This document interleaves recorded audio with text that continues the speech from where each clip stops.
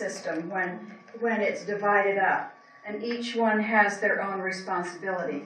The national government, we will see, had very few and defined powers given to it. And the states, it basically was left innumerable. Whatever you need to do, do it. So, but it's just important to see the way the founders set it up. The power of the federal government did not reach down to individuals. That's something most people don't know. We'll see another chart later to show you what it looks like today. Okay, so this is in here because it's on the civics test. What's the difference between ruler's law and rule of law? You can see easily what that is. Okay, so there are two forms of government by the people. Now here we're going to discuss these two words that we brought up earlier. You have democracy and you have republic. So what's the difference? It says mob rule and democracy, and then it says representatives and republic. Okay. So how is democracy mob rule? Everybody thinks they have a voice. Well, and under democracy they do. And the thing is, with a democracy, then you have the majority that is the ruling class. Let me just get to the next slide. We have this in here because, again, on the civics test, sometimes we'll emphasize this if we've got a class of students who are going to be going for their citizenship. Adults are students. Okay, so here's democracy. Voting on what's for lunch. So, if you vote with a democracy, what's for lunch? Obviously. The lamb. The lamb, right. So, here's the mob, Oh, they're the and they're going to rule. There's 4 votes, okay. There's so 4 votes. The majority vote for, that's The a mob majority rule. votes. Okay, so that's what it is. That's how it happens. Now, we understand that also with democracy, is it reasonable that we all go vote on every law? We've never done that, have we? We don't fly to Washington. We never vote on laws that Congress passes. So when the word democracy is used, it really is important to have a little bit of knowledge of what that word means. This is what it means. Everybody votes and the majority wins. That is democracy. And the founders have multiple quotes against ever having a democracy. They know that because of this situation where the majority always rules a minority, that people soon get fed up and democracies end up destroying themselves. They don't last because it doesn't give rights, inalienable rights, to the minority. They are left out in the cold. Well, this would be a good place to have one of these read. This quote right here of Alexander Tytler's on page 3. Yeah. This is the greatest explanation of how a democracy works that I have ever seen. Jim, do you want to read that? It's about in the 3rd line, a democracy. Just start right there. A democracy is always temporary in nature. It simply cannot exist as a permanent form of government. A democracy will continue to exist up until the time that voters discover that they can vote themselves generous gifts from the public treasury. From that moment on, the majority always votes for the candidates who promise the most benefits from the public treasury, with the result that every democracy will finally collapse due to loose fiscal policy, which is always followed by dictatorship. That's where we're headed. I mean, just you read that and then just go and look out this window, you know, and you're sitting there saying, "Oh my gosh, that is exactly what this whole campaign is about." And people do not understand that they're destroying the very thing that has given them the freedoms that they enjoy. It is just, I mean, now this Alexander Tytler, he lived at the same time as the founders in Scotland. He was a Scottish philosopher. And look at how wise, see, this wasn't just wisdom of the U.S., but he was at the roots of, you know, the founders. And this was amazing how these men thought back then. Mm-hmm. Their vision, I mean, they were clear. So this is what they knew a democracy was. And sometimes we kind of cringe when we hear people use the word democracy in reference to our country, because that is not what we have. The word democracy is not anywhere in the Constitution. Well, we cringe when our leaders go into the rest of the world and say, we're going to bring you democracy. Yeah. I mean, and that's all that, and really, they are telling them the truth. That mob rule is all they're presenting to the people when they go into the world as diplomats and try to get that process. Do they actually think that's what they're going to Oh. deliver, though? Many do. Really? Many do. It is in their minds to destroy more rather than to really build. give up what we have. But there are many people, ordinary people, who interchange the words not realizing the difference. Yeah. So sometimes it's, I think, used innocently too. Well, and it is, and just so you know, that the word democracy does not appear in the Constitution nor in the Declaration of Independence. The word is not there anywhere. Okay, so we're going to go back to our little story now and help you see what a republic is and why it's so valuable. So, with a republic, a representative steps in with some laws to protect the unalienable right of the minority. So the law is, no one present can be on the menu. Okay, so you see how a representative changes that, makes it so, we're going to study in detail the unalienable rights as we go through the Declaration and the Constitution, the amendments. So you want those to be protected for every single individual. All men were created equal. All men have a right to life, liberty, and pursuit of happiness. This little minority does not have a right to life under democracy. Why don't we have lawyers that tell us why? They know the laws. No, they don't. They don't know the They laws. do not take a Constitution class when they go to law school. They just study case law. Cases. That's all. They don't study the Constitution. And we'll discuss that when we get into the judiciary, because there's a lot to know about what they're doing. Okay, so they did set up a republic, and when the convention was over, Ben Franklin left the convention, met up with a very well-known woman, Mrs. Powell, who was watching, listening, waiting for the opportunity to know what had been going on, because she was very interested in what kind of government they were going to have, and so she was right there to greet him at the end of and ask him what it was, and he said, "A republic, if you can keep it." Mark, do you have a question? Yeah, Mrs. Powell, wasn't her philosophy to know these representatives, to be their best friends? Yes, and she had a lot of meetings at her home, which shows a way that she really was a great example of how to be involved in your government, to influence your representatives. And years later, she was one of the most influential one in getting George Washington to run for a second term. So anyway, a little side story, but important. Anyway, so he says a republic if you can keep it. So we need to understand a republic can be lost. All tyranny needs to gain a foothold is for people of good conscience to remain silent. So that's our effort, to wake people up. Everything. All right, so why do men or women in power always seek more? It's just Ego. It's just human nature, isn't it? And human nature just doesn't change, so that's what always will happen. So, could rulers' law return? We ask the same question again.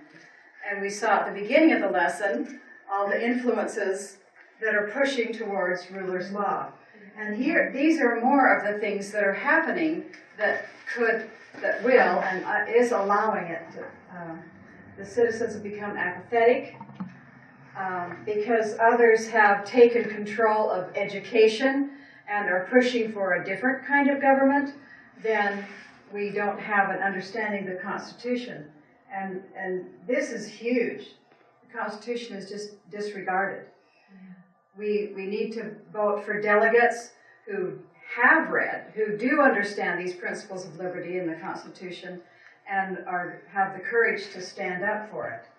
We'll learn how we lost checks and balances. We've talked about administrative law, tendency for power grab, the problems where The legislature was specifically designed to make the law.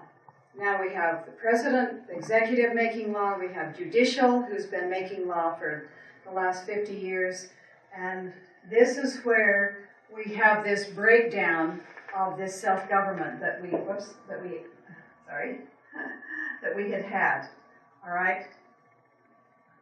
The Constitution rose up the individual, made them important, brought to them power and wealth and opportunity. But the individual could once again be held down by the weight of big government, and we already are feeling it very much today. So the solution, we aren't going to just look at the problem and say, this is it. We want solutions too. And this is what we're here to teach and to spread the word, is that the Constitution has answers. We need to maintain self-reliance. This was what the founders gave people. Come and take responsibility, be self-governing. If you're not self-governing, then you've got to have rulers, right? So we need to ingrain in people's minds again the desire to be self-governing and know what responsibility they have to take on to do that. Individuals' responsibility was given and is necessary for freedom. We want to solve problems on the level where the problem originated.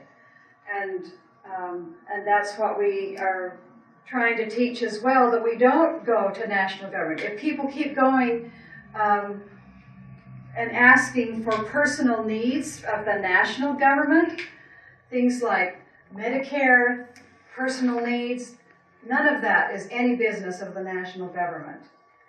Okay? Only when necessary, go to a higher level for a remedy. And this kind of shows it now. So here's the individual, the levels. Keep responsibility at the lowest level. The Constitution gave individuals responsibility to direct their own lives. And this is important to reteach, or teach for the first time for many, the idea that we solve problems as individuals. And so, if our high schoolers want to buy a car, they need to know that the greatest responsibility is their own. If we want medical insurance, it's our responsibility. If we go to our family's health, the community, you can't drive a car if the community doesn't provide good roads, so there's a place. We need the community to help take care of some personal needs. But the farther up you go, then you get to the point where personal needs, there's no responsibility for that on the national level. Now, one thing we want you really to understand with this, each of those levels is people, not a government. Sure. See, in other words, it's the other people to help you accomplish that should become less and less all the way up in this cause. Yeah. Right. In other words, like roads, I mean, we should never have the federal government here building the roads in our city or county. It's the locals who use it. Yeah. And so it's their responsibility to do that. And this was the idea that was a part of the beginning of this country. And we need to return to that. If we want to have a constitution and have the freedoms that it brings, we've got to convince our people to be responsible and to take care of their own needs. So what do you need the national government for? To protect against invasion. That's it. I mean, one of the main reasons. So, and if you remember our number system, we've got a few minutes left, so let's see if you can find information about national government responsibility under 1815. See if you can find that really quickly. Do you remember how to go about it? The first number is? The article. Okay. Second number is? Section. The section. And then the third number is? Paragraph. The paragraph. Yeah. All right. To declare war. Okay, so if you count these paragraphs under 8, it's very long, so I'll just show you which one it is. There's 15. Oh, okay. Okay, want to read it? In defense. We only, To call for the force of militia, Mhm. Yes. to execute laws of the Union, suppress insurrections, and repel invasions. Okay, so the Congress has a responsibility in this protection, don't they? The power is divided up. It's not just under the president. It's important to know that the Congress has a very big part of our militia, our military, and the running of it. Okay, so what does 221 have to say? Remember, Article 2 now is executive, so. we have to learn it first before we can read it. That's why I said write it in. It helps you. Then you know when you're in Article 2 that everything you're going to be reading, it has to do with the executive. Okay? Go ahead. He shall have the power, by and with the advice and consent of the Senate, to make treaties Well, that's providing the- for Oh, that was the first. Okay, we want Article 2. Are you in Article 2? to Okay, you're Article 2, Section 2, Section 2. Paragraph 1, Oh, right there. paragraph one. President shall Okay. be commander. Okay, read it out loud, Patty. Oh, the President shall be Commander-in-Chief of the Army and Navy of the United States and of the militia of the several states when called into the actual service of the United States. He may require the opinion in writing of the principal officer in each of the executive departments. Upon Okay, any that's such- good. Goes on and on, doesn't it? So it's very specific about what the president is responsible to do Yeah. if there's an invasion. Yeah. So he should be concerned with national safety. That is a #1 priority. And we see the executive department being distracted with so many other issues Yeah. that are not in the Constitution. Climate change. That's the Okay. #1 threat. Well, even if it exists, it's not a power delegated to him by the Constitution. I mean, that's what this is about. It's not that we're not concerned citizens about what's happening around us in our environment. It's just the executive has no power delegated to him by the Constitution to do that. Yeah. So as we know our Constitution, we know what they should be doing and what they should not be doing. So who's gonna tell them? Sarah has a letter for you to sign. All right, so we've got to have united effort to think like the founders. We need to know what they were thinking. Then we understand why these rules are written the way they are, what they were intended to do, and how they preserved freedom. They gave us the right to be self-governing if we follow it. But we lose self-governing if we become dependent, if we start wanting to give up responsibility and not take care of personal needs and expecting to go to the federal government when we have personal needs. Okay? We can defend the Constitution. Our challenge is read and study to understand the proper role of government. Pray and live our religion to promote public morality.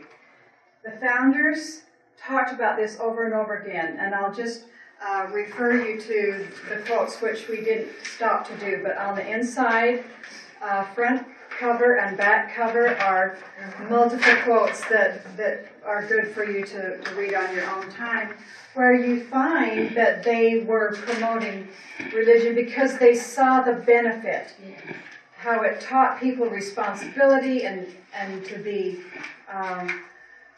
self-governing. If you're self-governing, you're controlling yourself and you're not committing crimes. So this is a very big part of having a self-governing people. There's got to be public virtue and private virtue, which comes from religion. So we don't promote any particular religion. We promote religion in general, which teaches people their morals and values, which allows them then to be purely self-governing and responsible. So if we want to restore our Constitution, that responsibility falls directly on us to do that. Okay, defend our Constitution with education.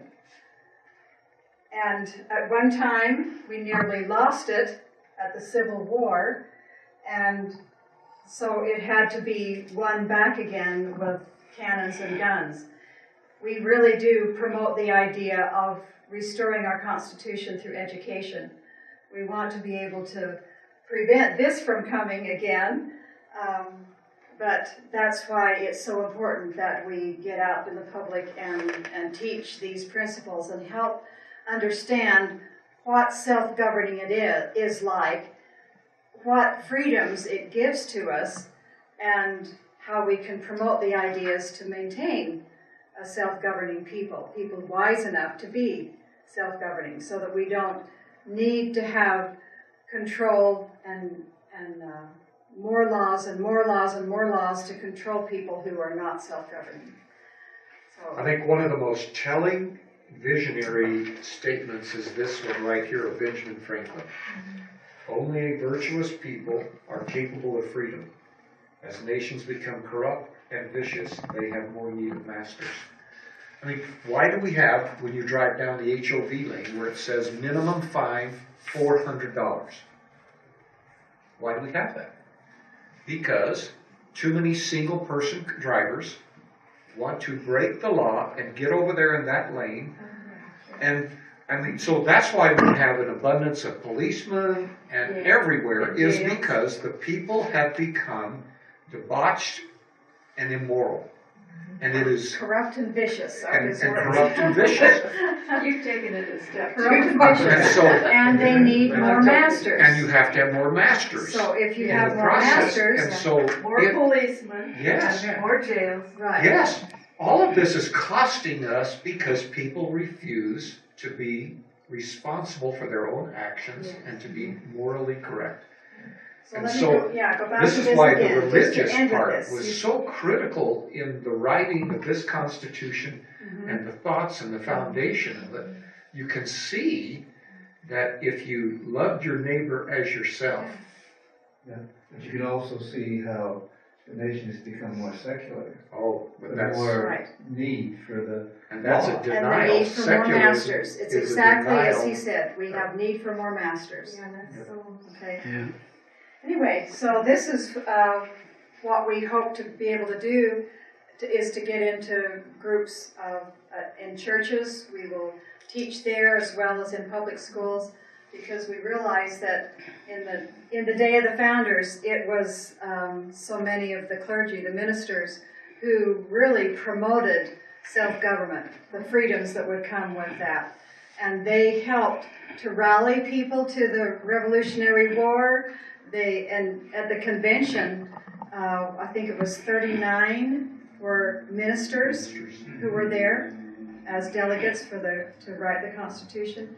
So we know that it was great people of religion who built this country, the Constitution, and it's going to take moral, virtuous people to restore it as well. And remember, all of those delegates that went to the convention were elected by their people. They didn't self-appoint themselves and just say, I'm the one going to Philadelphia. They were elected by their people. So that tells you again, the thinking of the people, the mindset. Those who they trusted more than anybody else. So that's the kind of mindset we're promoting, that we need to get back to if we want to be able to live under a Constitution again. Any questions as we end? No, I'm full.